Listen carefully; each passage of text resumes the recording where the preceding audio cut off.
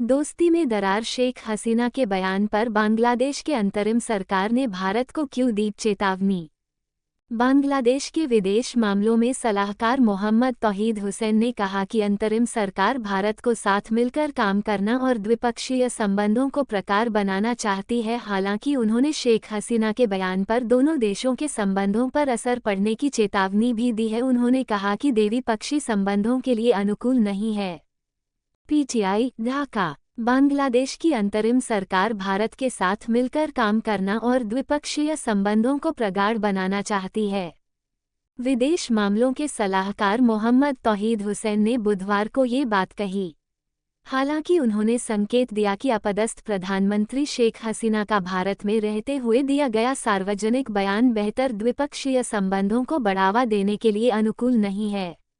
इसके बारे में हम लोग पूरी जानकारी लेंगे। उससे पहले अगर आप लोगों ने मेरे चैनल को सब्सक्राइब नहीं किया है तो हमारे चैनल को सब्सक्राइब कर दीजिएगा। आपका 1 सेकंड के समय को देखकर प्लीज़ हमारे चैनल को सब्सक्राइब कर दीजिएगा, इससे हमारी काफ़ी मदद होती है।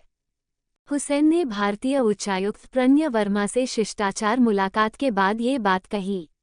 बैठक के दौरान उन्होंने बांग्लादेश में हुए हालिया घटनाक्रमों के मद्देनज़र द्विपक्षीय संबंधों पर चर्चा की। बांग्लादेश में हाल में बड़े पैमाने पर हिंसा हुई है और अल्पसंख्यकों व मंदिरों पर हमले हुए हैं। शांति स्थापित करने के लिए अंतरिम सरकार प्रतिबद्ध। हुसैन ने बैठक के दौरान कहा कि बांग्लादेश भारत के साथ मिलकर काम करना और द्विपक्षीय संबंधों को बढ़ावा देना चाहता है। हुसैन ने बांग्लादेश में अल्पसंख्यकों समेत विभिन्न समुदायों के शांतिपूर्ण सह अस्तित्व को सुनिश्चित करने के लिए अंतरिम सरकार की प्रतिबद्धता की पुष्टि की। शेख हसीना के नेतृत्व वाली अवामी लीग की सरकार गिरने और अंतरिम सरकार का गठन होने के बाद वर्मा और तौहीद की यह पहली मुलाकात थी।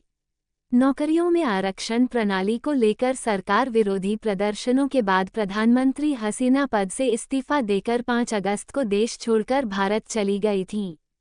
हिंसा बर्दाश्त नहीं की जाएगी, तौहीद हुसैन।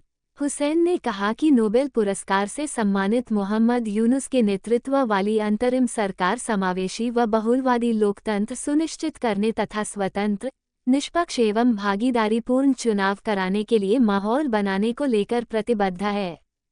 प्रणय वर्मा ने पिछले गुरुवार को यूनुस के शपथ ग्रहण समारोह में हिस्सा लिया था। हुसैन ने कहा कि सरकार सभी धार्मिक व जातीय समूहों की सुरक्षा सुनिश्चित करने के लिए प्रतिबद्ध है और उनके खिलाफ किसी भी तरह की हिंसा या धमकी बर्दाश्त नहीं की जाएगी।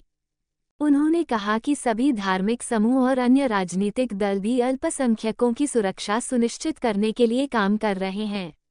Bangladesh national Hindu grand alliance ने दावा किया कि 5 अगस्त को हसीना के नेतृत्व वाली सरकार गिरने के बाद से 48 जिलों में 278 स्थान पर हमले हुए हैं और उन्हें धमकाया गया है। अलायंस ने इसे हिंदू धर्म पर हमला करार दिया। हसीना के बयान पर जताई नाराजगी।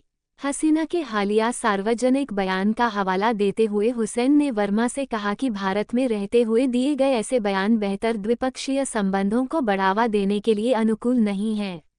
हसीना ने अपने पद से हटने के बाद अपने पहले सार्वजनिक बयान में मंगलवार को न्याय की मांग करते हुए कहा कि हालिया आतंकवादी कृत्यों, हत्याओं व बर्बरता में शामिल लोगों के खिलाफ जांच की जानी चाहिए, उनकी पहचान की जानी चाहिए और उन्हें दंडित किया जाना चाहिए। भारतीय राजनयिक से मुलाकात के दौरान हुसैन ने उन्हें बांग्लादेश की मौजूदा स्थिति के बारे में जानकारी दी। उन्होंने बताया कि पिछले सप्ताह वीर छात्रों के नेतृत्व में हुए जन विद्रोह के जरिए बांग्लादेश ने दूसरी आज़ादी हासिल की। उन्होंने मुख्य सलाहकार के तौर पर नई जिम्मेदारी संभालने पर दी गई शुभकामनाओं के लिए भारत सरकार और प्रधानमंत्री नरेंद्र मोदी का आभार व्यक्त किया। पीएम मोदी ने दी थी शुभकामनाएं। प्रधानमंत्री मोदी ने पिछले सप्ताह बांग्लादेश की अंतरिम सरकार का प्रमुख बनने पर यूनुस को शुभकामनाएं दी थीं और हालात जल्द सामान्य होने तथा देश में हिंदुओं और अन्य अल्पसंख्यक समुदायों की सुरक्षा सुनिश्चित किए जाने की उम्मीद जताई थी। वीडियो अच्छी लगी होगी तो हमारे चैनल को प्लीज़ सब्सक्राइब कर दीजिएगा।